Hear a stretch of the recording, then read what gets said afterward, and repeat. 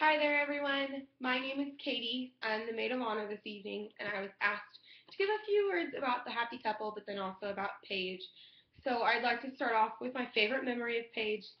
Throughout high school, she struggled during sports seasons with some gastro issues, but no matter what, she always pursued the sport just the same as she would if she didn't have it, and that shows her determination she's had, not just in sports in high school, but also in life and in college, and her experiences throughout that. So as she was in high school, she would be playing a sport, she'd be running down the court, doing everything the same, and then she'd, no, you could tell, like, her face, something was wrong, and so she'd pull on her jersey just the same, and she'd look at the coach, and the coach would be like, ah, and he'd pull her out, and then 30 seconds later, she'd run away, and then not even that, she'd be right back on the court. Coach, I'm ready, put me back in, I want to play, I want to be out there with them.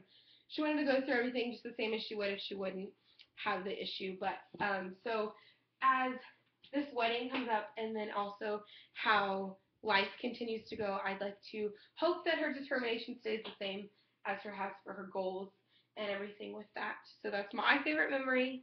But I also would like to share some of the best advice I was ever given throughout high school is that my mom told me, you're never going to find the man of your dreams when you're looking for him. And so I always told myself that, and then I ended up passing it on to Paige throughout high school, and then in college. She was suffering with some issues. She was all by herself, and she called me one day, and she was like, Katie, I'm never going to get married. I'm just going to be all by myself this whole time. And I was like, okay, you'll be fine. Remember, you never find the man of your dreams when you're looking for him, remember? She was like, yeah, I know, but it's really hard to remember.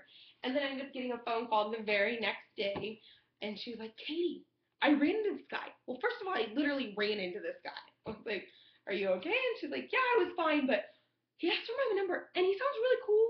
And we ended up getting coffee, and I think he might be the one, Katie. I don't mean to, like, jump to conclusions, but I actually think he's the one, Katie. And I was like, are you sure? And she was like, yeah, I'll call you later. We're going to go on a date this weekend, and we'll see how it goes. And so I got phone calls every time they went on dates and how everything went.